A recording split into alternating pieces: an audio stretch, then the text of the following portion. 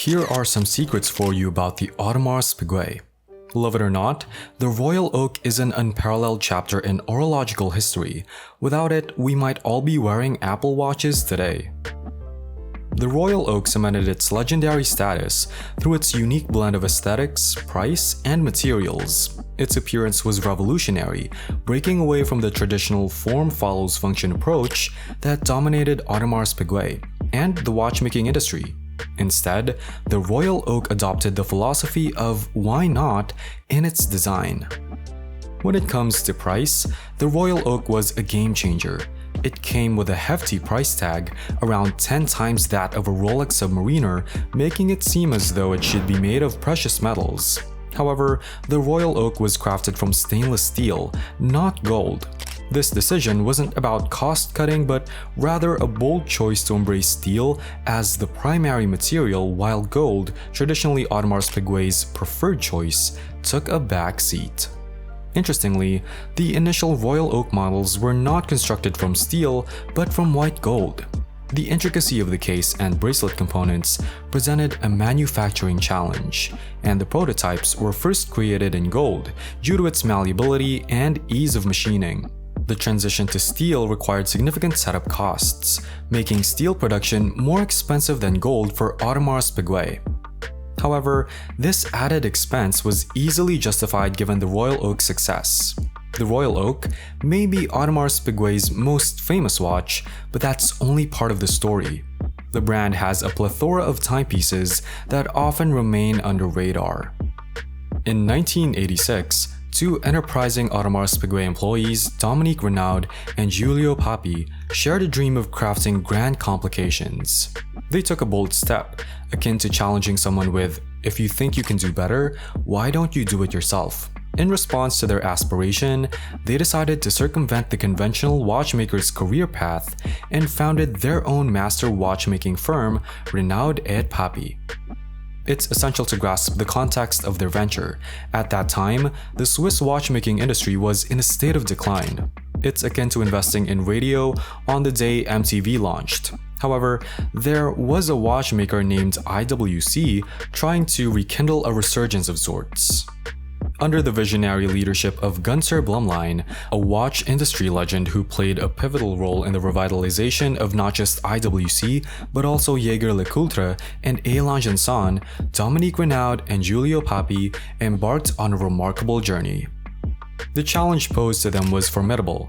They were tasked with creating a minute repeater mechanism that could be seamlessly integrated into Kurt Klaus's iconic perpetual calendar, alongside an ETA Valjoux 7750 chronograph movement.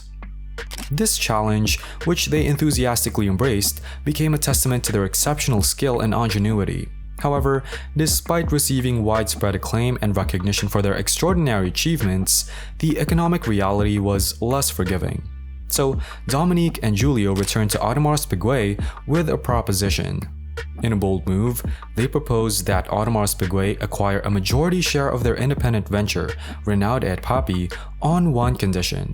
They must be allowed to continue creating timepieces for other prestigious watch brands. Audemars Piguet agreed to these terms, paving the way for the company's evolution. Since then, under the watchful eye and support of Audemars Piguet, Dominique and Giulio have not only shaped the density of numerous horological ventures, but also provided valuable mentorship to outstanding talents such as the Gronfeld brothers and Stephen Forsey. Many of the horological masterpieces that emerged from this collaborative effort might very well have proudly worn the Audemars Piguet badge, if not for the guidance of these exceptional watchmakers. The prevailing narrative frequently underscores Audemars Piguet's reliance on the Royal Oak to navigate through the turbulent waters of the industrial downturn. However, what often remains less emphasized is the depth of the horological dilemma the esteemed watchmaker found itself in, and the sheer magnitude of the bet placed on the Royal Oak's triumphant destiny. In this pivotal moment of horological history, it was Georges Golay, the managing director of Audemars Piguet, who found himself in a precarious situation. The day preceding the 1971 Basel Fair, the fate of the company hung precariously in the balance, teetering on the precipice of failure. The hands of time ticked ominously as Georges Goulet grappled with a dire need for a lifeline, a solution to resuscitate the ailing business. The pressure and urgency were palpable. To better frame this precarious juncture, it's essential to consider the scope of Audemars Piguet's operations in 1971.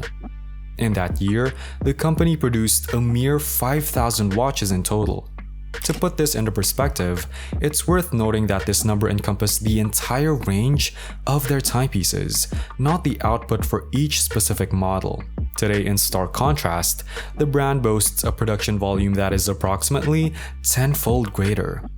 The primary reason for the company's impending failure at the time was the stark reality that the watches they were painstakingly crafting found no takers in the market. Thus, it was at 4 p.m. on that fateful day that Georges Goulet dialed the number that held the company's destiny in the balance. The recipient of this pivotal call was none other than the iconic designer Gerald Genta.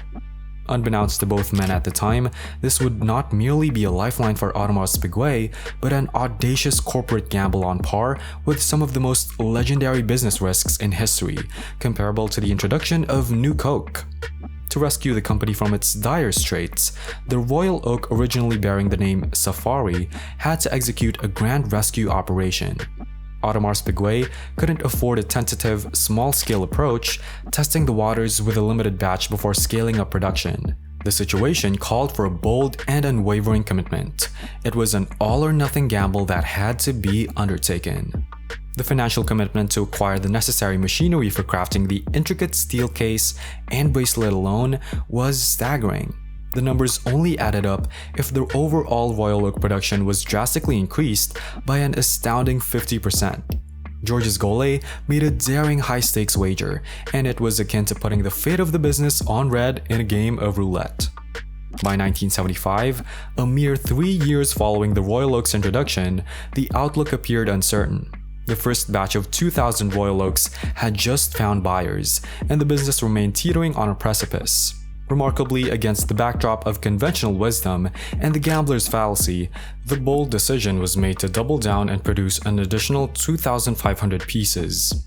This pivotal moment marked the emergence of the Royal Oak's popularity, offering a glimmer of hope.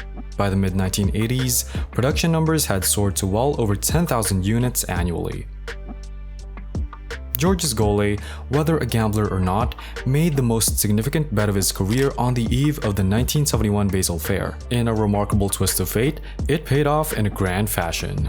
All of this was made possible by the creative genius of one man, Gerald Genta, who etched the midnight musings that forever altered the course of horological history. And with that, we bring this chapter to a close. We extend our gratitude for joining us here at Ventichic. Don't forget to show your appreciation by liking and commenting on this video. Ensure you're subscribed to our channel to stay abreast of our future updates. Until next time.